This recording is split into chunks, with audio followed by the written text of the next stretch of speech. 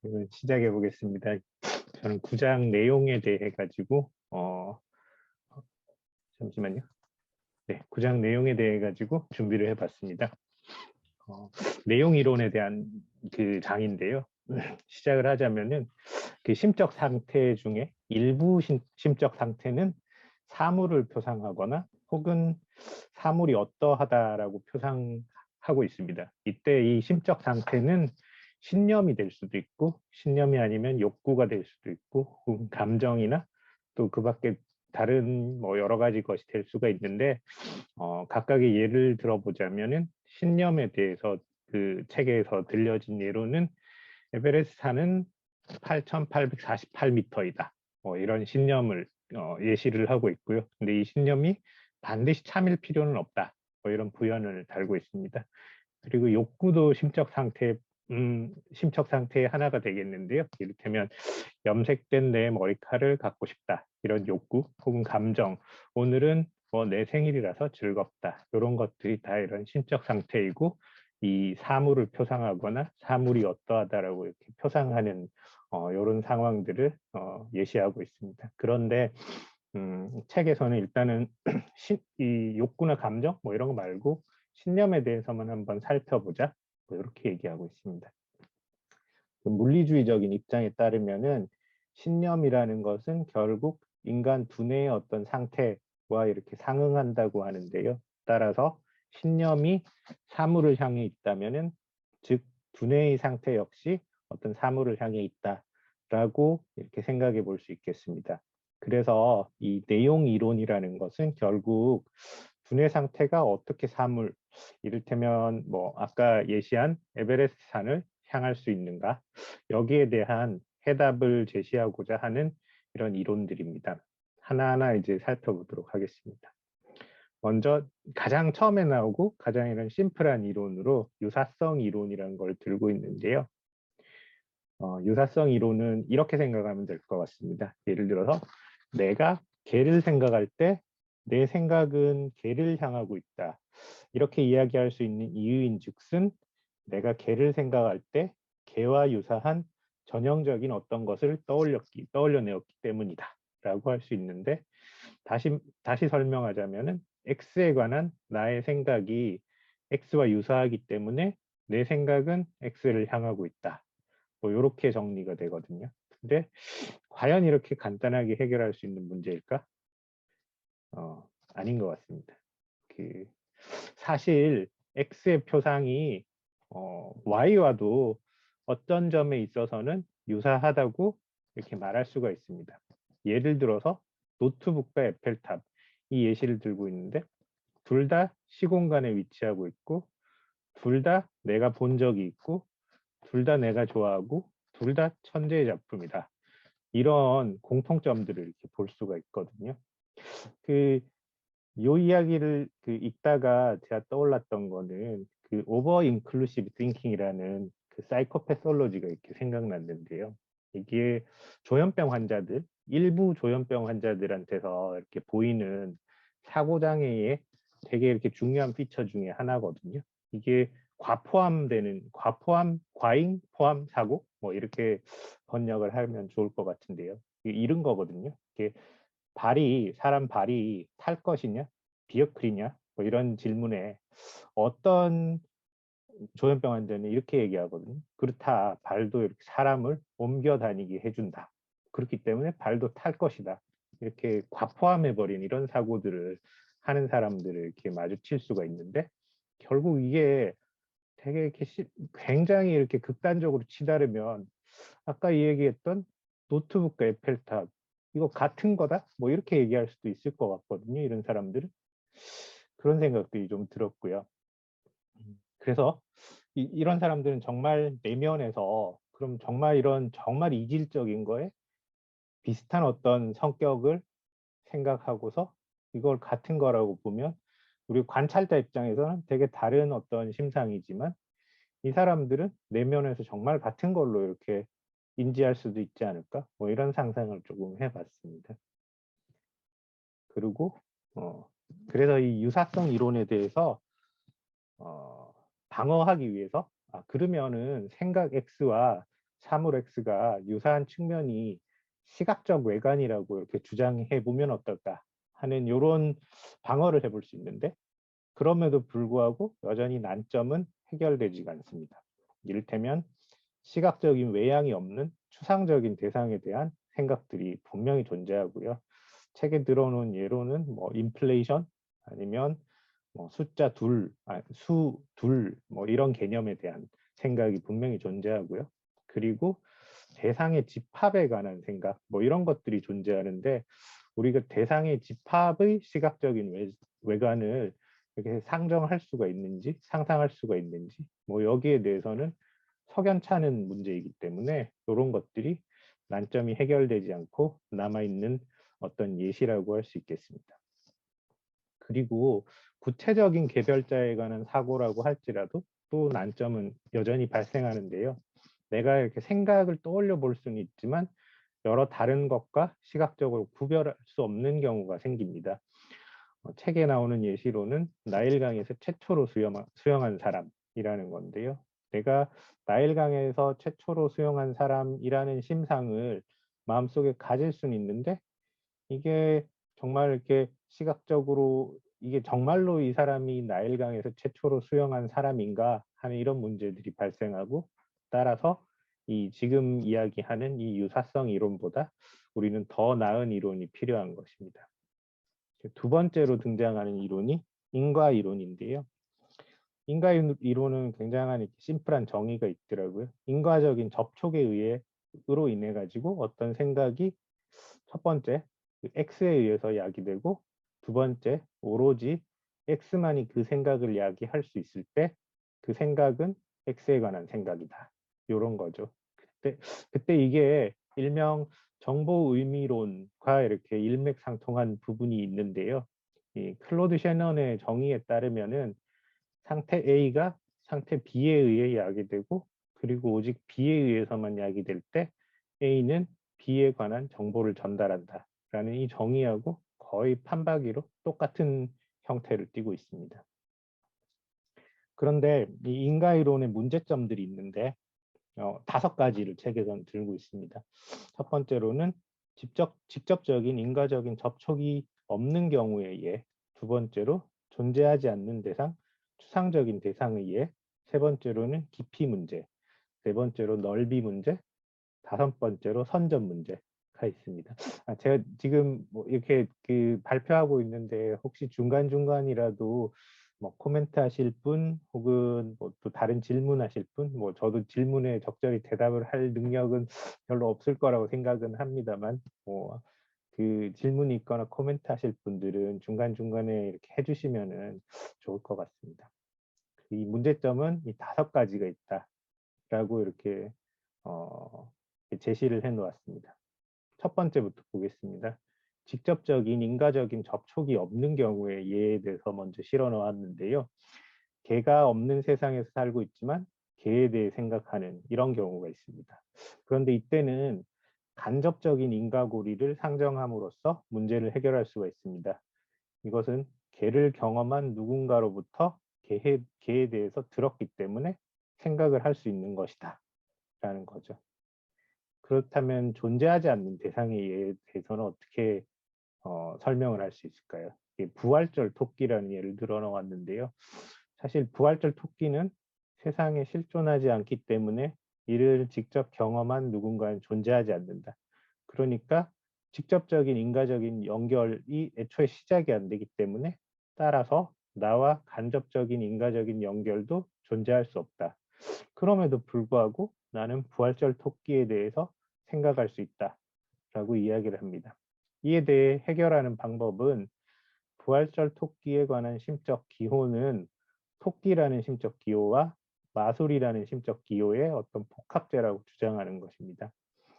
그렇지만 그렇다면은 추상적인 대상에 대해서라면, 예를 들어 세상에 인과적인 영향도 없고 복합체도 아닌 수 2에 대해서 심적 기호는 어떻게 설명할 수 있나, 이런 문제가 다시 발생합니다.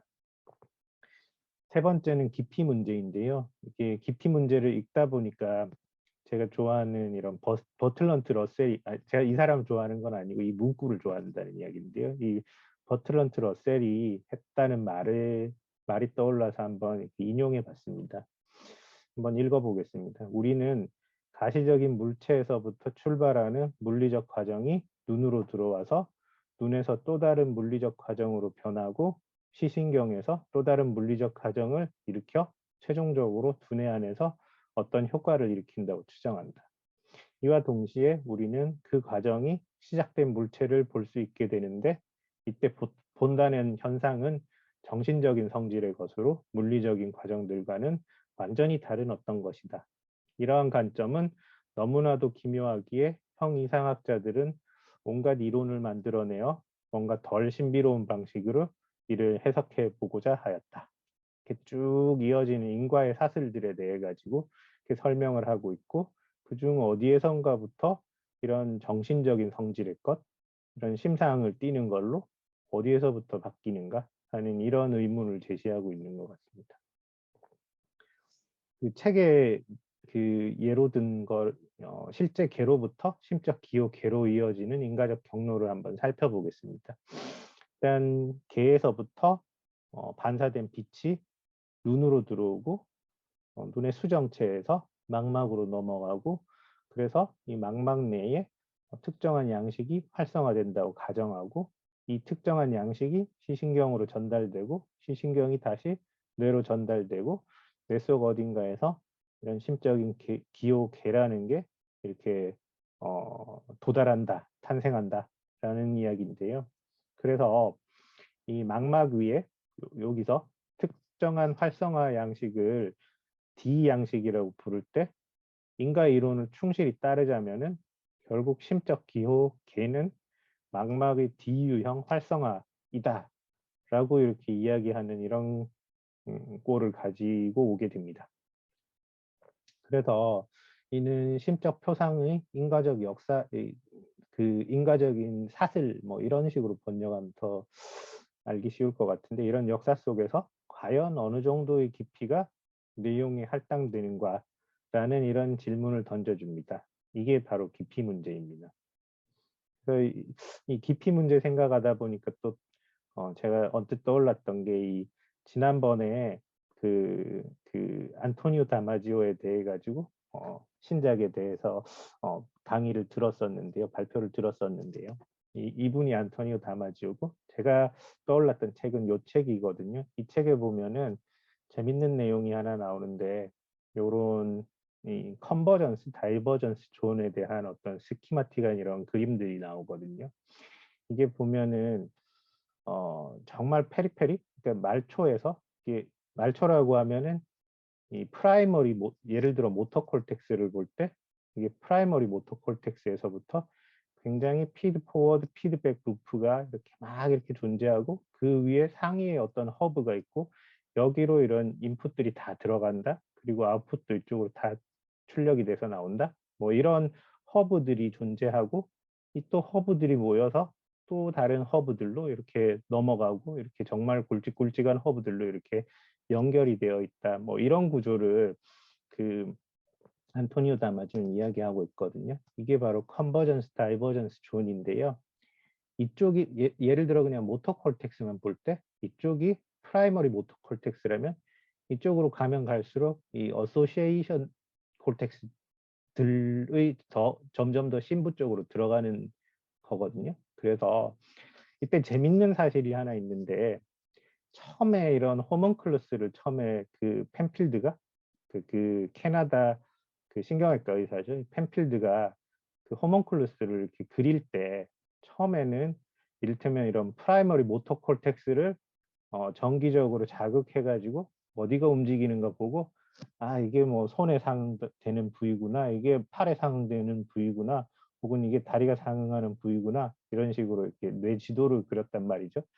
근데 이때 펜필드식으로 이런 프라이머리 모터 콜텍스에 자극을 하면은 굉장히 내 의지와는 상관없이 그냥 움직이는 이런 피동적인 느낌을 느끼게 되거든요. 근데 이제 점점 더 이렇게 인과적인 사슬에 점점 더 안쪽으로 진입해 들어가면서 이렇게 컨버전스, 다이버전스 존을 운 좋게 이렇게 잘 적당한 데를 잘 찾아서 자극을 하다 보면은 능동적으로 이렇게 행한 느낌이 들게끔 되는 곳들이 있거든요. 점점 더 안쪽으로 들어갈수록. 이건 굉장히 의지의 문제? 뭐 이런 거랑 되게 연결되는, 그러니까 프리윌이 있느냐 없느냐? 이런 거에 이게 착각인가 하는 이런 거에 대한 어떤 굉장한 이렇게 의문을 던지는 이런 어, 증례이기도 한데요. 그래서 이쪽 그 컨버전스 다이버전스 존을 자극하다 보면 이건 내가 굽힌 거다. 예를 들어 어, 정말 이렇게 바깥쪽에서 이렇게 자극을 했을 때는 이게 내 팔이 꿈찔했지만 이건 내가 한 거 아니고 자극을 받아서 그냥 꿈찔한 거다. 뭐 이렇게 느끼는데 이 심부로 가서 이런데 어딘가에 우연하게 이렇게 잘 조준을 해서 이렇게 자극을 했을 때는 이게 이건 내가 굽힌 거야. 이렇게 얘기를 착각을 하게 되거든요. 이게 내 의지로 굽힌 거다.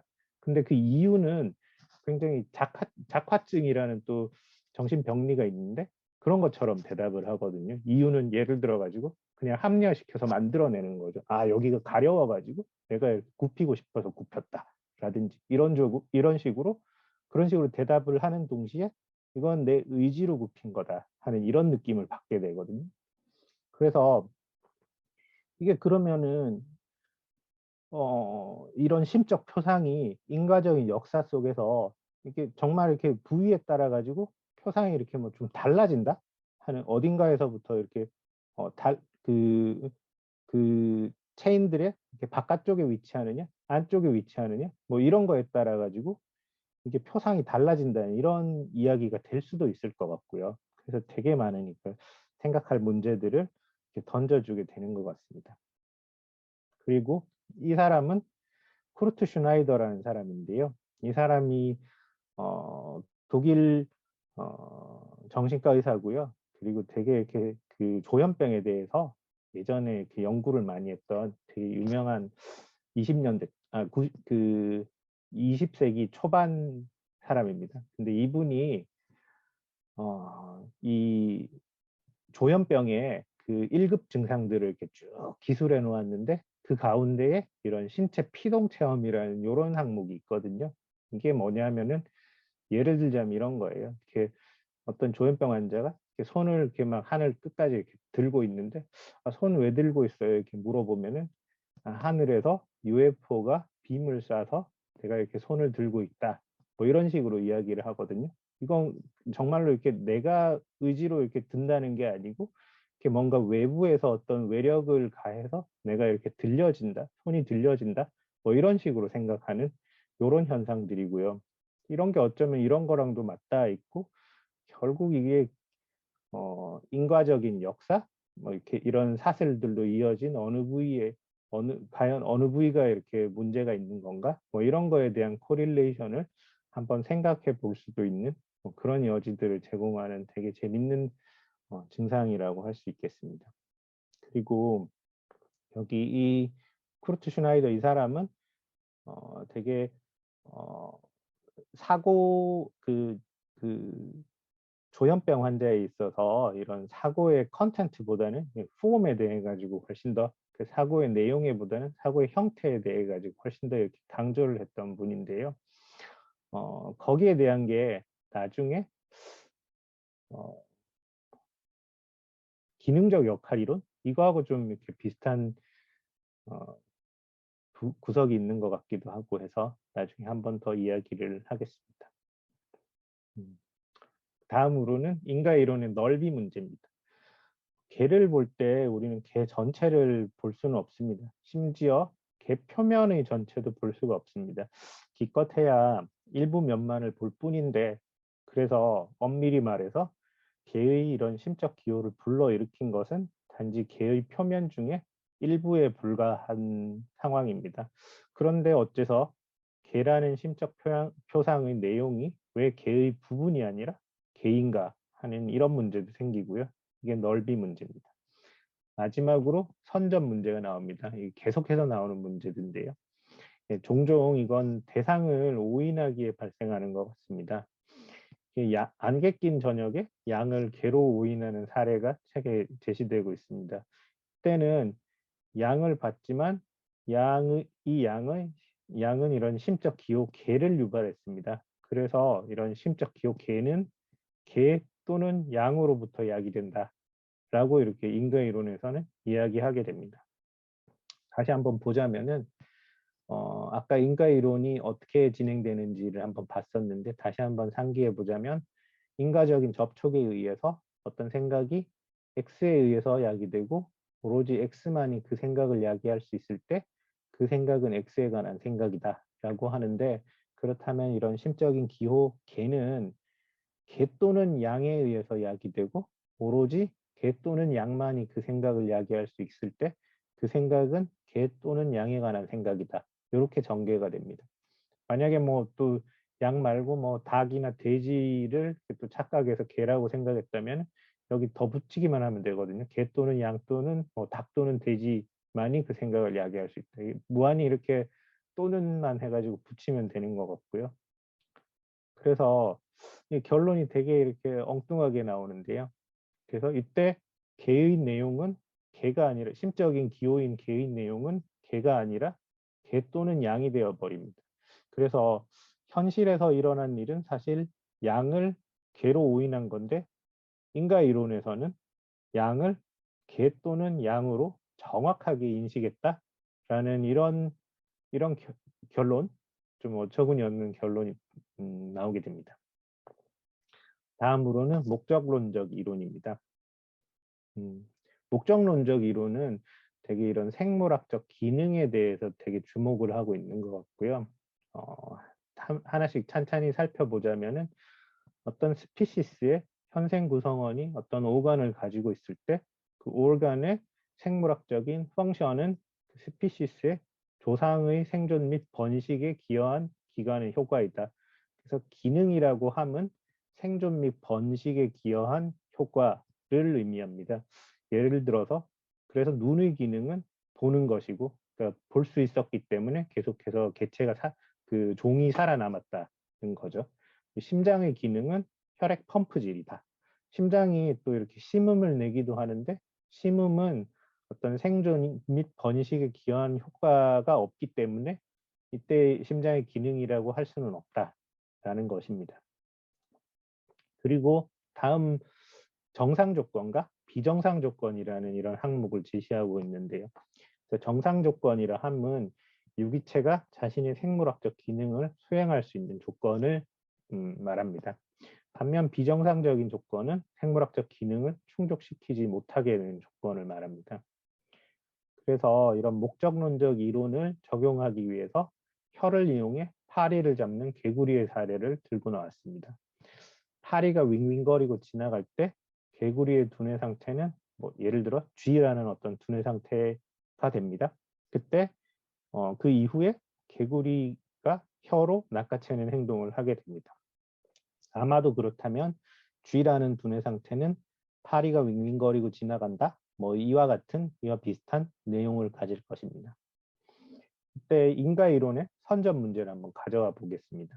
개구리는 첫 번째로 파리가 지나가도 혀로 낚아채는 행동을 할 테고 파리하고 언뜻 보면 비슷하게 보이는 그런 산탄총을 누가 이렇게 납부수를 이렇게 쏴도 혀로 낚아채는 행동을 하게 되겠습니다. 그렇다면 파리 또는 구슬이 개구리 두뇌의 G 상태를 야기한 셈이고 따라서 앞서 본 인과 이론에 의하면 G의 내용은 결국 파리 또는 구슬이 됩니다. 파리가 날아간다 또는 구슬이 날아간다 뭐 이게 됩니다. 그런데 목적론적 이론을 적용하면은 이 인과 이론의 선점 문제를 해결하는 것처럼 보입니다. 해결하는 것처럼 보입니다. 이게 해결하지는 못하는 것 같습니다. 목적론적 이론에서 이 심적 기호의 내용은 인과 이론에서 하나가 더 붙는데요. 정상 조건 하에서 이 내용을 야기하는 것에 의해서 오로지 그것에 의해서만 결정된다. 그러니까 1번이라는 이 항목이 하나가 더 붙습니다. 그래서 볼 때 이 산탄청 납구슬을 쏴서 개구리가 혀를 낼름거리는 거는 결국 G의 비정상 조건입니다. 그래서 비정상 조건을 배제한 채로 정상 조건 하에서는 G는 첫 번째 팔이 의해서, 두 번째 오직 팔이 의해서만 야기됩니다. 이렇게 해결되는 것처럼 보입니다. 하지만 아까 이렇게 한 번 더 리마인드를 하자면은 이 정상 조건 하에서라는 게 붙고, 그리고 정상 조건이란 생물학적 기능을 수행할 수 있는 조건이고, 생물학적 기능이란 조상의 생존 및 번식에 기여한 기간의 효과라고 했습니다. 그렇다면 개구리의 조상이 살던 시대의 환경에서는 작고 검고 윙윙거리고 빠르게 날아가던 대상이 파리였을 뿐입니다. 결과적으로 쥐의 생물학적 기능이 파리를 탐지하는 건지 작고 검고 윙윙거리고 빠르게 날아가는 대상을 탐지하는 것인지는 구분할 수가 없게 됩니다. 비결정적입니다.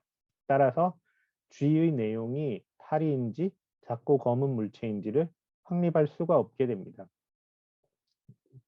그래서 이렇게 난제가 해결되지가 않습니다.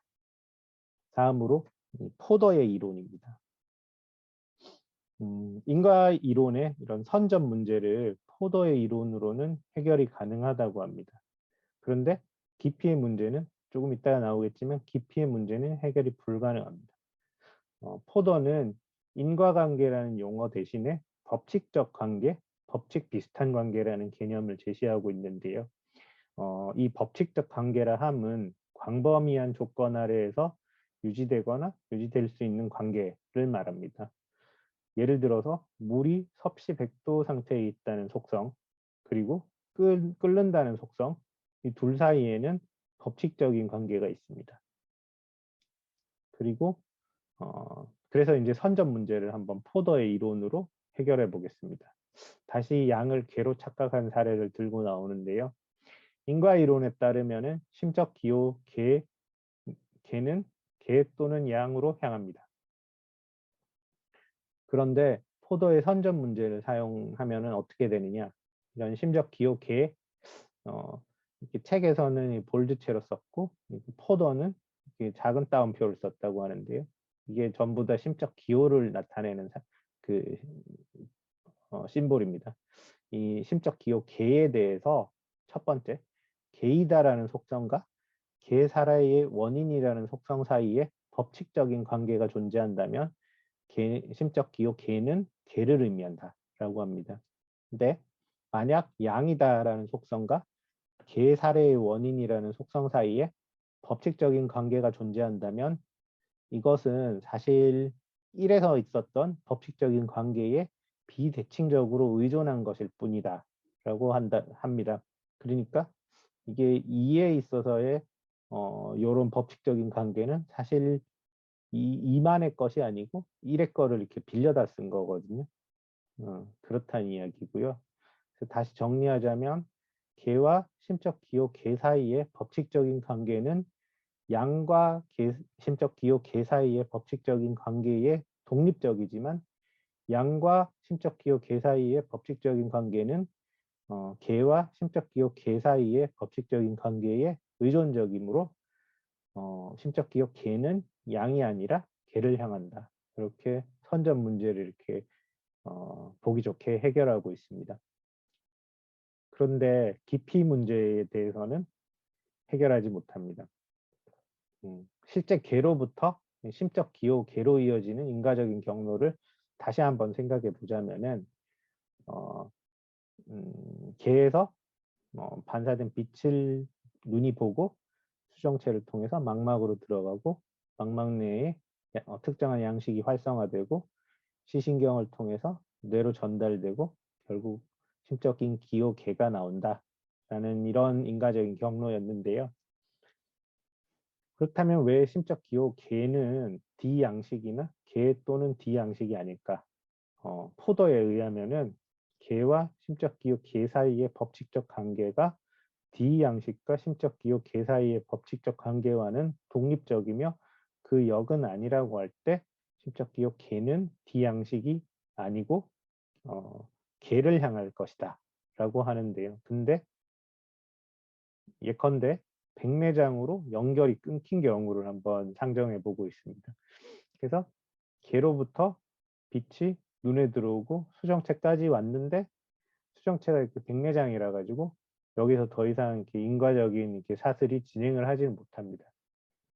그래서 여기서부터는 진행을 못한 거죠. 그런데 이게 뭐 어떤 다른 특정한 인위적인 조작으로 그냥 개가 없이도 이런 D 양식을 일으켜낸다면은 이때부터는 다시 인과적인 사슬이 이어집니다. 시신경을 통해서 뇌로 들어가고 뇌 속 깊은 곳으로 들어가고 결국 심적 기호 개가 탄생하게 됐는데 이와 같은 경우에는 어, 실제 개는 심적 기호 개를 일으키지 못하지만 D 양식은 개를 일으킬 수가 있게 됩니다.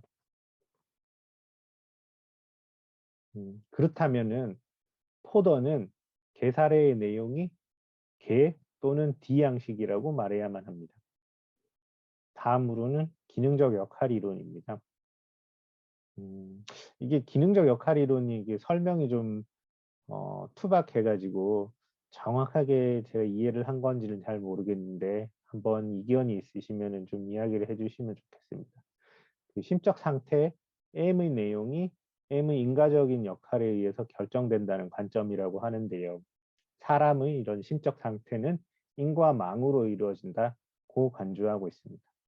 그 인과 망이라고 하면은 심적 상태끼리 연결되어 구성되는 거고 심적 상태가 내장이 되어 있다라고 합니다. 그래서 제 생각에는 이 박스하고 화살표하고 이런 걸로 이렇게 연결된 이런 형태 이 자체가 어떤 심적인 상태를 표현하는 거다라고 하는 것 같고요. 다음으로는 추리망이 있는데 추리망은 심적 상태의 내용들끼리 컨텐츠들끼리 연결하는 거고요. 신념의 내용이 내장되어 있다라고 합니다. 제 생각에 이거는 박스내 요 안에 이런 내용들이 서로 이렇게 연결되는 거, 뭐 이거를 이야기하는 것 같습니다. 그래서 이게 아까 쿠르트 슈나이더가 어떤 사고의 어떤 컨텐츠보다는 폼에 대해서 더 주목을 했다는데 그게 이런 이야기랑 비슷한 것 같거든요. 이런 추리망에 주목을 하기보다는 인과망에 주목을 했다 이런 것 같습니다. 그래서 이런 추리망의 내용을 다 빼고 인과망만 한번 구성을 해보면 이런 식으로 구성이 됩니다. 그래서 심적 상태 인과망에서 어, 어, 뭐 내용이 기성된다는 측면에서 그 이런 인과망을 강조하기 위해서 이렇게 도식화할 수가 있습니다. 그러면은 앞에서 봤던 거하고 뒤에서 나온 거하고 사실 이게 아이소몰픽한 거고 결국 요 둘은 동일한 구조로 된 심적 상태이다. 그러니까 폼이 똑같다라는 이런 이야기인 것 같거든요. 그렇다면 난점들이 등장하는데요. 사실 인과망은 동형성을 띠지만 아이소몰픽하지만 전혀 다른 추리망을 얼마든지 제시할 수가 있다는 첫 번째 난점이 나옵니다. 그래서 이 기능적 역할 의미로는 무한하게 애매성을 야기한다라고 하고요. 두 번째로는 심적 상태의 인과력이 내용을 결정하는 게 아니고 사실은 내용이 인과력을 부분적으로 결정한다. 뭐 이런 난점이 있고 세 번째로는 우리가 항상 이성적이기만 한 것은 아니기 때문에 그 이런 컨텐츠를 이런 폼에 투영하기만 해서 이게 무르르듯이 이렇게 흘러가는 요런 일이 벌어지지는 않을 수도 있다라는 거고요. 네 번째로는 기능적인 역할 이론에 따르면 인과관계가 바뀌면 내용도 바뀌어야 하는데 그렇지 않을 수도 있다라고 이렇게 기술을 하고 있는데 정확하게 무슨 말인지 잘 모르겠습니다. 그 마지막으로 나오는 게 넓은 내용 또는 좁은 내용에 관한 내용입니다. 간략하게 정리를 해보자면은 이런 신념의 내용을 넓은 내용으로 본다는 뜻은 신념의 내용이 신념을 지닌 사람의 머리 바깥에 있는 세계의 일에 의해서 개별화, 구별된다는 뜻입니다. 이게 바로 의미는 머릿속에 있지 않다라는 이런 문구를 만들어내게 되는 것 같고요. 반면에 신념의 내용을 좁은 내용으로 본다는 뜻은 어떤 의미에서 볼 때 신념의 동일성으로 말미암아 생긴 내용의 동일성에 주목해 본다는 뜻인 것 같습니다. 사례를 하나 들고 있는데요. 지구와 그 복제된 쌍둥이 지구에 대한 어떤 사례입니다. 그래서 이 지구와 쌍둥이 지구는 완전히 똑같은데 하나만 다르다면은 하나만 딱 다른데 그게 바로 물에 대한 겁니다. 지구에서는 이 물이 물과 같은 이런 성상을 띤 것이 H2O인데 복제된 쌍둥이 지구에서는 이게 H2O가 아니고 XYZ라는 성분을 가지고 있습니다. 이때 H2O와 XYZ는 화학적인 분석을 거치지 않고서는 차이를 분간하지 못할 만큼 닮아 있다고 합니다. 닮아 있다고 가정합니다. 이를테면 둘 다 호수를 채우고 수도꼭지에서 나오고 생명에 필수적이고 뭐 이렇습니다. 그래서 지구인 A라는 사람이 그 액체를 떠올릴 때면은 H2O를 떠올리게 사실은 이 심적 기호는 H2O를 향해 있는 거죠. 그런데 쌍둥이 지구인 A-라는 사람이 그 액체를 떠올릴 때면 심적 기호는 사실 XYZ를 향해 있는 것입니다. 그래서 지구인 A와 쌍둥이 지구인 A-가 그 액체를 떠올릴 때 둘의 두뇌 상태는 동일할 터이나 이들이 서로 다른 내용을 거느린 생각을 하는 셈입니다. 그러니까 한 사람은 H2O를 생각하고 한 사람은 결국 한 사람의 생각은 H2O를 향하고 다른 사람의 생각은 XYZ를 향한 셈이기 때문이죠. 그래서 의미는 머릿속에 있지 않다라는 이런 문구가 나오게 됩니다. 이게 넓은 내용이고요. 하지만 좁은 내용으로 보자면 지구인과 쌍둥이 지구인의 신념 내용이 똑같다라고 할 수 있습니다. 예를 들어서 지구인이 나는 하루에 액체 8잔을 마셔야 해 라고 생각을 했다면 쌍둥이 지구인은 나는 하루에 액체 8잔을 마셔야 해 라고 똑같이 생각을 할 거고 결국 지구인과 쌍둥이 지구인은 액체에 대해 똑같은 방식으로 느끼고 행동할 것입니다. 그런 의미에서 좁은 내용에서 둘은 똑같은 내용을 공유한다고 해야 합니다. 그래서 요 둘 사이에 이런 심적인 요 기호가 내용이 넓은 내용에서 보자면은 서로 다른 거고요. 좁은 내용에서 보자면 이 둘은 같은 내용입니다. 그런데 이런 행동을 예측하는 측면에서 둘의 신념은 차이가 없기 때문에 과학적인 심리학은 좁은 내용으로 신념을 개별화해야 한다라고 얘기를 이 책에서는 강조를 하고 있는 것 같습니다. 네, 제가 준비한 거는 여기까지인데요. 네, 이게 공유 중지를 눌러보겠습니다.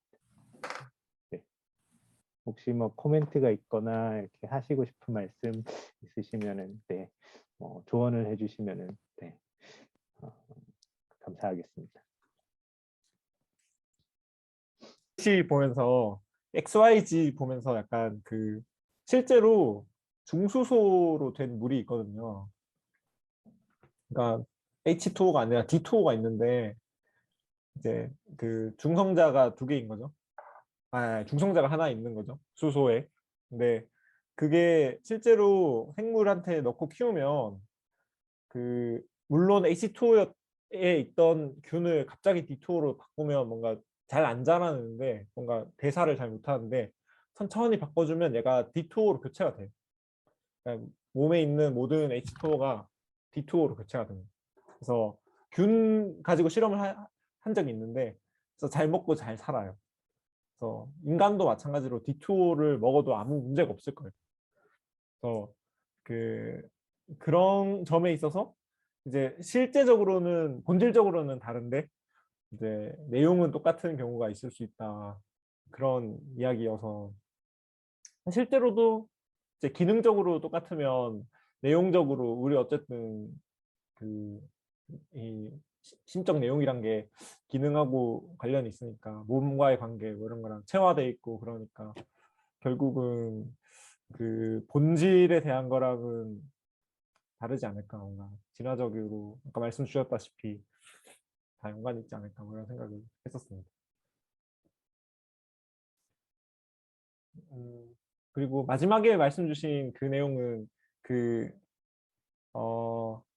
뭐였죠? 제가 정확하게 기억 안 나는데 그 이제 맨 마지막 내용은 그러니까 이게 빌리프가 이게 거짓 빌리프가 가능하냐 이런 믿음하고 그 문제하고도 좀 연관이 있는 것 같아요. 논리학 수업 들을 때 그런 걸로 제가 레포트를 쓴 적이 있었는데, 그러니까 그러니까 실제로는 거짓 믿음인데 그냥 잘못 안 건데 우연히 맞아떨어져서 우연히 내가 실제로는 옳은 믿음인데 근데 경위를 따져보면 비논리적이라서 틀린 믿음 그런 게 존재할 수 있는가. 그 역설 이름이 있었는데 제가 잊어버렸는데 어, 그런 여러 논리적 문제하고도 이제 연관이 있는 것 같습니다. 제가 이제 그 답할 거리들을 생각하다 보니 이런 것들이 생각이 났습니다.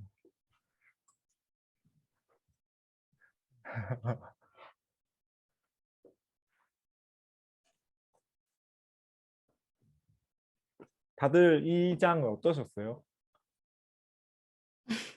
저는 영어로 읽었더니 더 약간 논리상으로 이렇다 이렇다니까 더 이해가 안 되는 거예요. 그래서 어려웠는데 왕기님께서 설명을 잘 해주셔서 전 들으면서 이해가 된 것 같아요. 저도 이 장 읽기 되게 힘들었거든요. 아, 이건 한국어로 읽었어야 되는 것 같아요. 영어를 읽으니까 뭐라는지.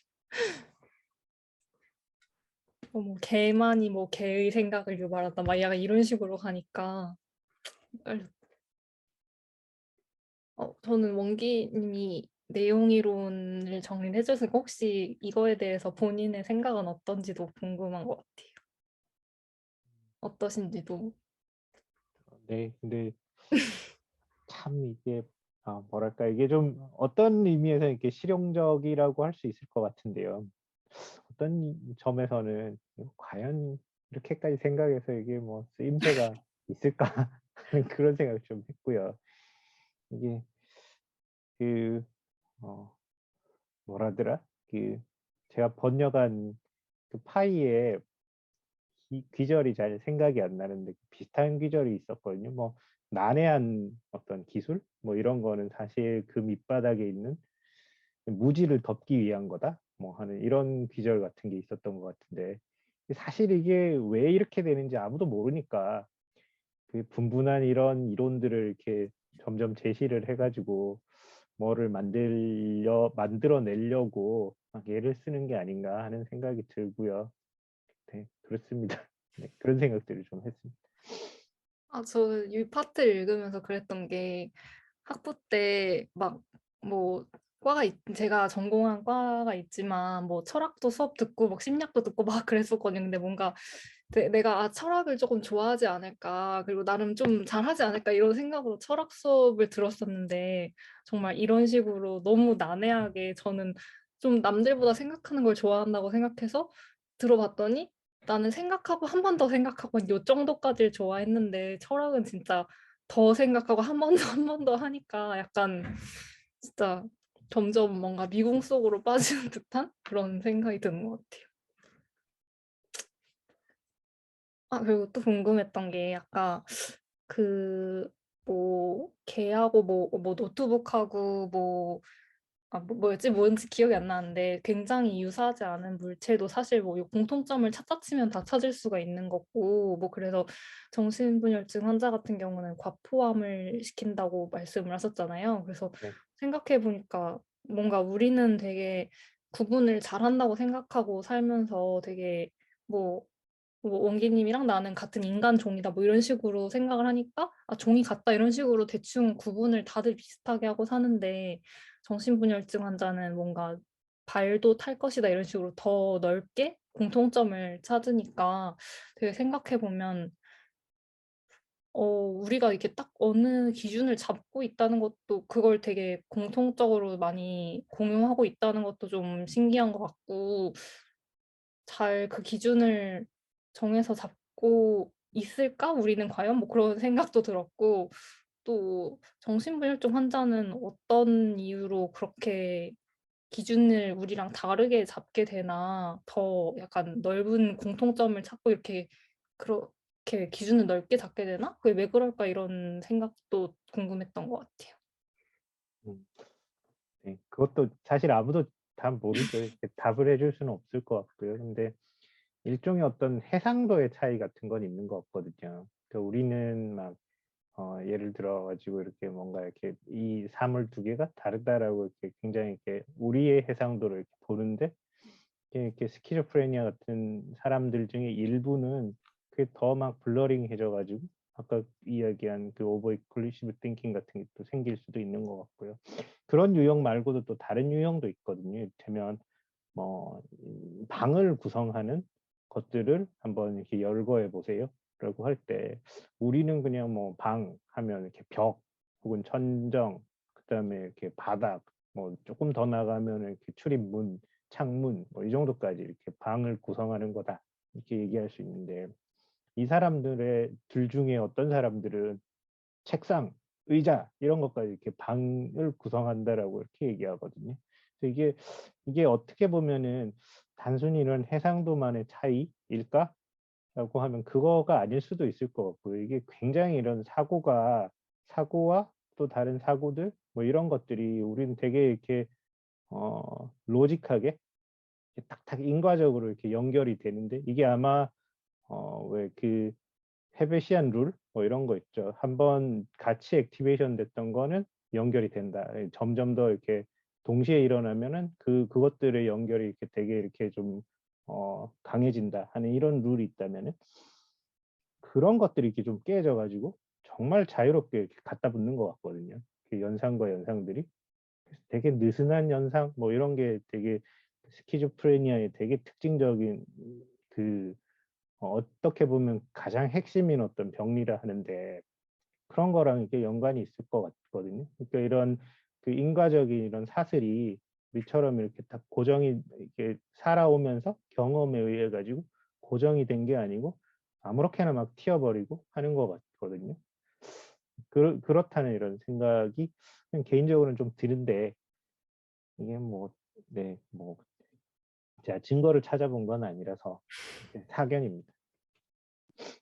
감사합니다. 근데 방금 들어주신 예시가 그 방을 구성하는 것이 책상이랑 의자가 포함이 안 되나요? 뭔가 잘 이해를 못했어요. 그 정말로 이렇게 물리적으로 방만 보는 거죠. 방만. 아, 방이라고 하려고 하면 방의 어떤 그 방을 이루는 것은 무엇인가라는 건데 근데 책상이나 뭐 의자는 이게 일단 거기서 비껴 나간 거잖아요. 그 방 자체는 아니잖아요. 그냥 벽 4개랑 천장이 네. 있고 창문도 있을 수도 있고 문이 있으면 방이다 이렇게 네. 하면 되는 건데. 그런 거죠. 그렇구나. 그 뭐 차를 이루는 부속은 뭐가 있느냐 할 때 뭐 바퀴, 그다음에 뭐 핸들, 뭐 브레이크 뭐 이런 왠지 이야기를 하는데 갑자기 운전사 뭐 이런 이야기를 하는 거죠. 그 사람들이. 그렇구나. 근데 뭔가 저도 그런 경향이 있는 것 같아가지고 그래서 뭐랄까 어, 그러니까 생각을 정리를 하자면 그러니까 저희가 방을 이루는 거는 벽이랑 문이랑 창문이야라고 뭐 이렇게 교과서에서 배우진 않잖아요. 근데 그냥 물어보면 약간 어느 정도의 수준에서 비슷한 대답을 하는데 그것보다 훨씬 더 좀 침습적으로 더 넓게 보고 아니면 이것까지 있어야 방이야 아니면 이거는 없어도 방이 아니야 아니면 너무 추상적으로 생각한다던가 그런 것들인 것 같은데 그래서 뭐 방금 좀 그 정도인 것 같고 또 표현하신 게 우리 같은 사람들은 라고 하셔가지고 또 막 정신병리랑 그냥 뭔가 평범한 거랑 또 얼마나 또 차이가 있는 걸까? 그러니까 방금 방을 구성하는 거라고 하셔서 제가 뭔가 그 병원에 가서 진단을 받는 상황에서 정말 내가 이상한 사람이라면 정신이 이상한 사람이면 뭐까지 대답했을까 이렇게 막 상상을 순간 했는데 책상 의자는 약간 당연한 당연히 방에 포함되고 나는 막 공기도 말할 것 같고 막 이렇게 생각을 했거든요. 그러니까 그렇게 막 이렇게 많이 생각이 튀는 게 음, 음, 이거 병리적이라고도 할 수 있지만, 그러니까 어떤 정상 범위에서 벗어난 거라고도 할 수 있지만, 창의적인 거라고 할 수도 있지 않을까 말씀하신 네, 것처럼 네, 생각이 맞아요. 자유롭고 맞아요. 네, 느슨하다라고 네, 하시는 맞아요. 그런 생각을 했습니다. 굉장히 동의합니다. 그게 음, 어, 누가 그런 이야기를 했거든요. 이게 정신과 의사인가 뭐 이게 정신 분석하는 사람인가 뭐 이게 음, 그런 예술이 사실 리그레션 인 더 서비스 오브 이고인가 뭐 이런 이야기가 하거든요. 그래서 이게 막 자유롭게 퇴행이 되는데 하지만 어떤 자아 기능은 보존이 되어 있을 때 뭐 이런 게 되게 예술이다 뭐 이런 이야기를 하는 사람. 예술이요. 예. 그러니까 이게 되게 창의적인 거죠, 이게. 그러니까 이게 자유롭게 굉장히 우리는 막 고정적으로 A면은 B가 따라 나와야 된다. 이런 걸 인과적으로 생각을 하고 이게 경험에 의해 가지고 이렇게 막 새겨진 어떤 루트인데 근데 이렇지가 않고 그냥 막 C로 튀거나 D로 튀거나 하는데 이게 어쨌든 내가 이렇게 어떤 자아의 기능으로 계속 이 어떤 의미에서는 이렇게 로직을 가지고 있으면서 굉장히 막 유연한 뭐 이런 것들을 음, 잘하는 사람이 정말 이렇게 뛰어난 이런 예술가가 된다. 뭐 이런 이야기인 것 같아요. 그래서 네. 사실 그런 이야기 하잖아요. 뭐 광기하고 예술하고 뭐 종이 한 장 차이라는 거. 정말 뭐 그런 의미에서는 좀 비슷하지 않을까 이런 생각도 좀 들고 그렇습니다. 아무튼 좋은 예시들을 많이 의학 쪽에서 예시들 설명해 주셔서 흥미롭게 들었습니다. 감사합니다.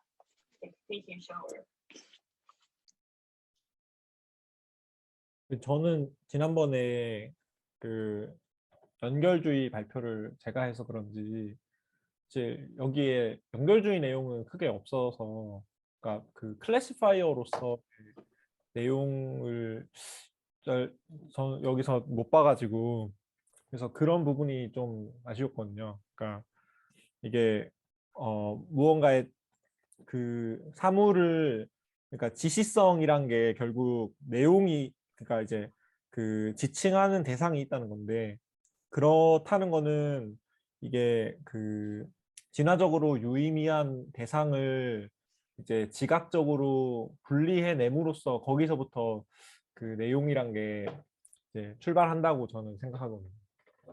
그래서 그거를 뭐 지난번 발표할 때도 얘기했지만 뭐 업다운이나 뭐 좌우나 이런 것들을 이렇게 클래시파이하고 좋은 거 나쁜 거 구별하고 하면서 이제 그 뭔가 개념화를 우리가 한 거고 지각적으로 그런 지각적 개념화를 통해서 범주화를 통해서 이제 그 이 개념 간의 연산을 할 수 있게 되면서 이제 로직도 생겨나고 뭐 이런 식으로 이제 제럴드 에델만이 얘기를 했는데 그런 의미에서는 내용이란 건 그 결국 어떤 지각적 신호들의 범주화 이제 비슷한 애들 묶은 거 클래시파이 한 거라고 생각이 돼요 저는.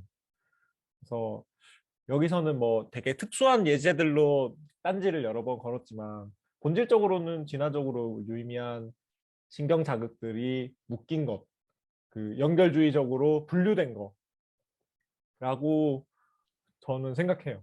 그래서 음, 그래서 뭐 고등한 인류가 고등하다 보니 지금 책에 나오는 여러 예시들을 생각은 할 수 있지만 본질적으로는 그런 게 아닐까 하고 생각합니다.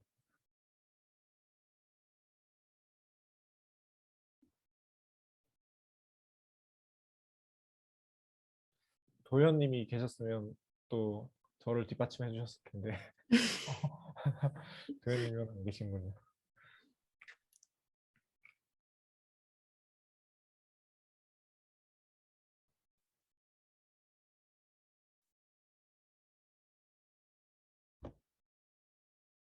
책에 감각질 내용이 뒤에 나오나요?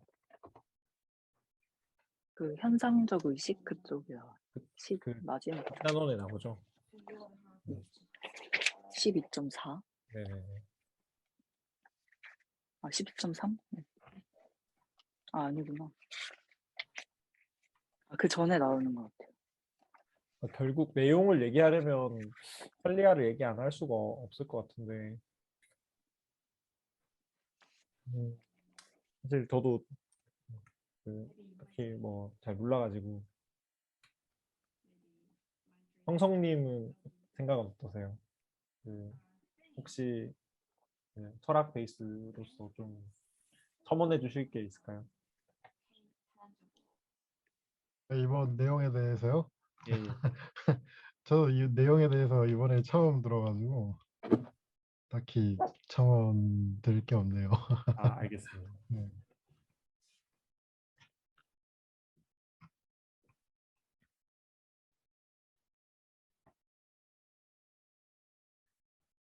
그 여튼 재밌긴 한 것 같아요. 전 제일 쇼킹한 게 그 마지막에 그 어떤 의미가 머릿속에 있지 않다라는 거. 정말 머릿속에 없네 하는 그 논증이 되는 거 보고 그렇다면 정말 내가 사고하고 있는 건 뭘까 이런 생각 좀 들고 제 자유의지에 대한 그 논쟁 그거 처음 읽었을 때 되게 쇼킹했거든요. 막 악몽도 꾸고 했는데 그거보다는 약간 충격이 덜하지만 어쨌든 이것도 굉장히 예리한 이런 논증이라고 생각했습니다. 그러면 정말 이렇게 사고를 함에 있어가지고 그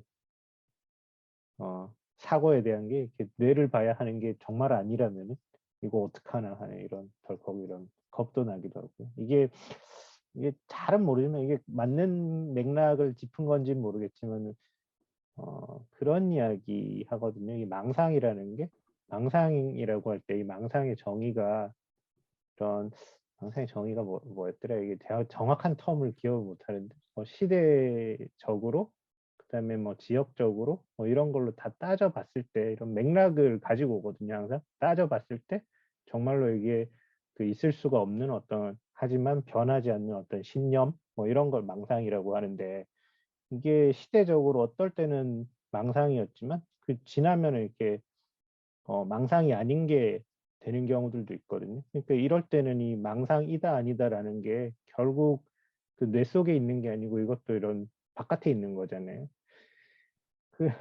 그런 의미가 약간 이거랑 이렇게 좀 비슷한 건가 하는 이런 생각들을 좀 했거든요. 예를 들어 뭐 중세 시대 때는 지구가 둥글다 하는 게 그게 망상이었을 건데 이제 지금 와가지고는 이렇게 지구가 편하다 하는 그런 썰을 가진 사람을 이게 망상을 가졌다라고도 뭐 얘기를 해 봄직하니까요.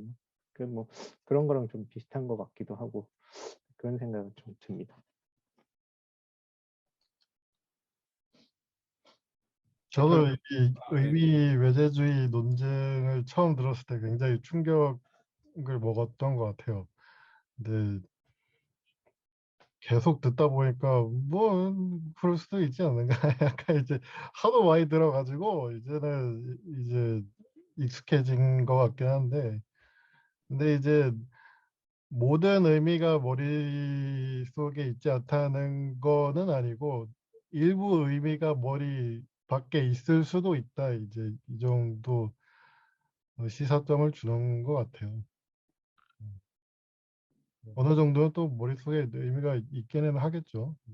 모든 의미가 밖에 있지는 않겠죠. 일부는 머리 밖에 있을 수도 있다. 그 정도인 것 같습니다.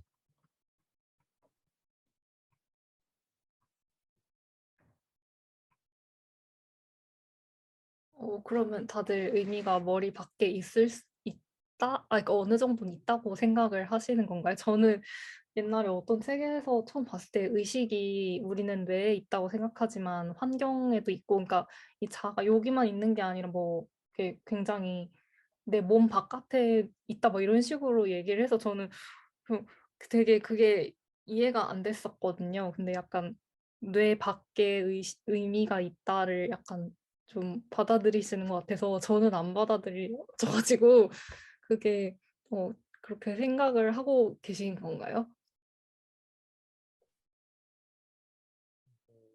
저 뭐 아마 많은 철학자들이 요 논증은 받아들이는 편으로 알고 있어서 뭐 어느 정도 의미가 머리 밖에 있을 수 있다는 점을 인정하는 것 같아요. 약간 저는 그래서 좀 비유적인 의미면은 모르겠는데 그걸 실증적으로 그렇게 정말 생각을 하는 건가? 그런 생각이 들었어요.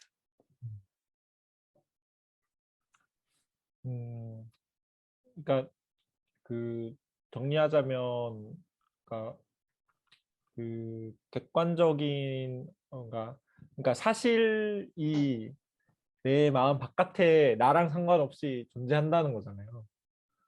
그냥 뭔가 참인 무언가가. 근데 저는 그게 자연과학을 하려는 사람들에게 이 보편적으로 가져야 되는 태도라고 생각하거든요. 그게 그 자연주의잖아요. 그러니까 그 우리말로 뭐, 아니, 저기 영어로 뭐더라. 하여튼 그 그 나와 관계없이 자연계라는 게 존재하고 이제 내 감관을 통해서 그걸 탐구할 수 있다.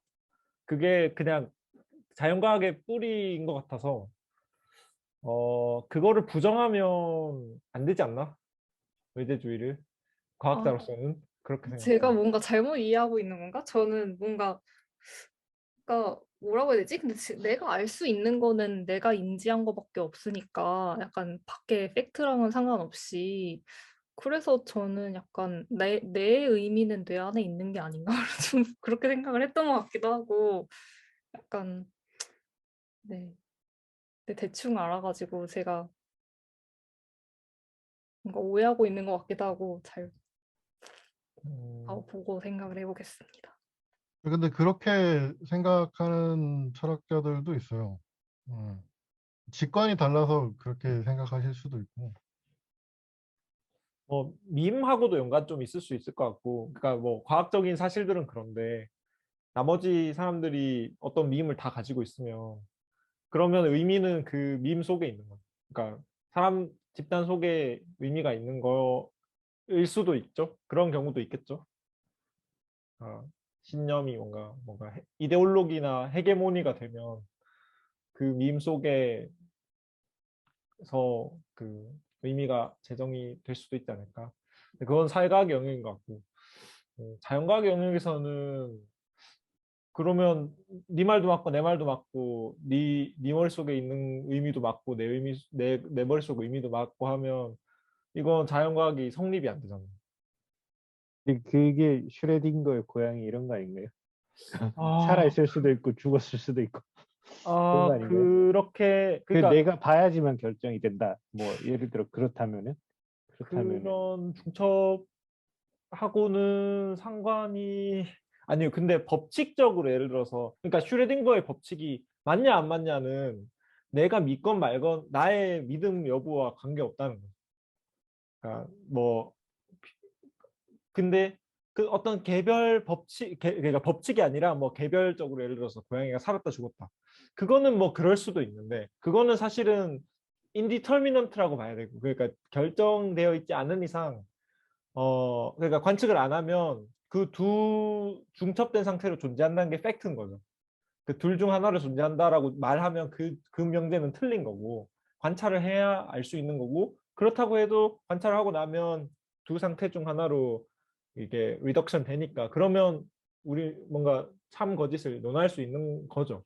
자연계의 무언가에 대해서는 그게 맞지 않을까. 저는 그냥 과학을 신뢰하는 입장에서 이제 그런 식으로 가버리면 그 유아론 쪽으로 가버리지 않을까요? 솔립시즘 쪽으로 그냥 내가 보는 세상이 전부고 너가 보는 세상은 의미 없다 라고 하면 자연과학하고 안 맞을 것 같아요.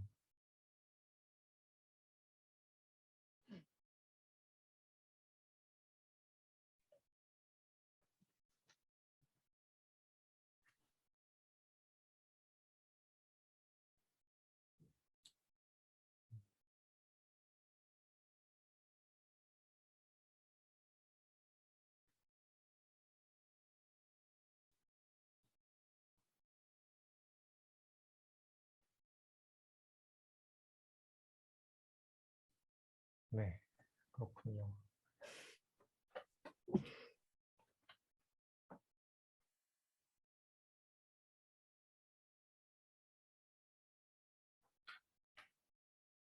더 혹시 뭐 코멘트 있으신가요?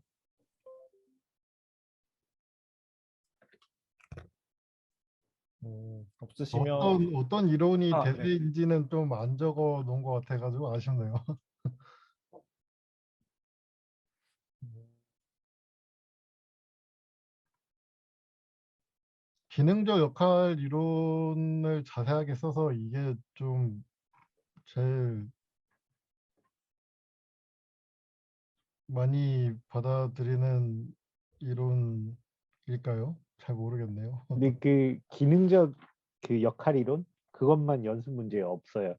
아, 그래요? 그래서 제 생각에 이게 어떤 족보에서 없는 그런 이론이 아닐까 하는 이런 생각도 좀 했거든요. 이게 여튼 연습 문제 없더라고요. 그리고 이게 논증 자체가 모르겠습니다. 제가 정리하면서 보니까 이렇게 좀 이렇게 예시 이런 게 좀 빈약한 것 같아가지고요. 이게 뭐 난점이라고 이렇게 제시해놨는 것들이 잘 모르겠더라고요. 문장만 봐가지고 그런 생각도 좀 들고. 네. 아, 그냥 이건 제 개인적인 질문인데 형성님은 철학을 전공을 하시잖아요. 근데 참 하고 있죠.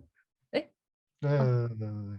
철학을 보면 저는 뭔가 그냥 아까 말씀드렸듯이 생각하는 걸 난 좋아하는 편이야 이렇게 생각했는데 그 이상이더라고요.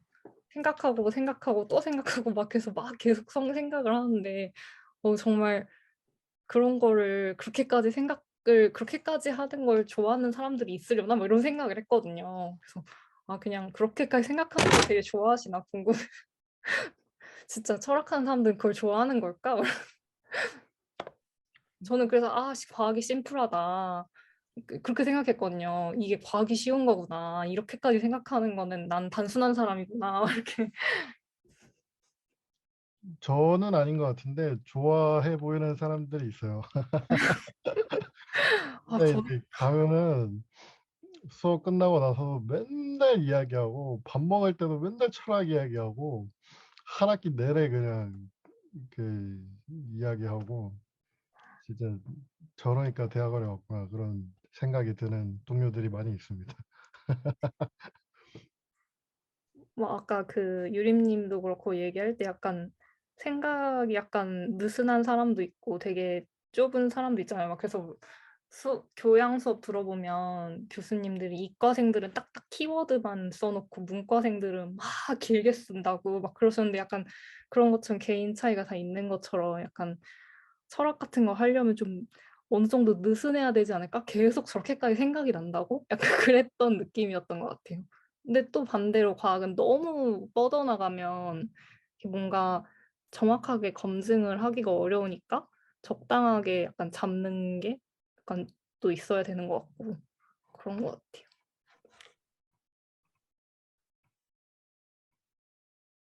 근데 교수님들하고 이야기하기가 되게 무서운 게 말 한마디 잘못했다가 이제 밤새서 자네 전제는 틀린 것 같은데 하면서 공격하니까 이제 항상 모든 단어를 정확하게 써야 된다는 그런 그런 게 있죠. 그건 무서워요. 자연과학도 비슷한 것 같습니다. 정의를 정확하게 써야죠. 근데 뭔가 철학보다는 그래도 자연과학이 조금 더 느슨한 것 같지 않으세요? 약간 저는 좀 그렇게 느끼는 것 같아요. 자연과학은 대충 그래도 비슷한 의미를 갖고 있으면 같다고 치자 약간 굉장히 그렇게 넘어가는데 수학, 철학 이렇게 내려가면 훨씬 약간 집요하게 약간 물고 늘어지면서 약간 철학은 그런 게 미덕이라고 생각하는 것 같아요. 약간 집착적인 네. 저 저 가끔 엄밀하게. 이해가 안 될 때가 있어요. 뭐 왜 저렇게까지 하지? 그거 볼 때 가끔 무섭다 막 그런 생각이 들 때가 있습니다. 맞아요. 저 보면서 나는 그냥 배부른 돼지가 돼야지 소크라테스는 못 되겠다.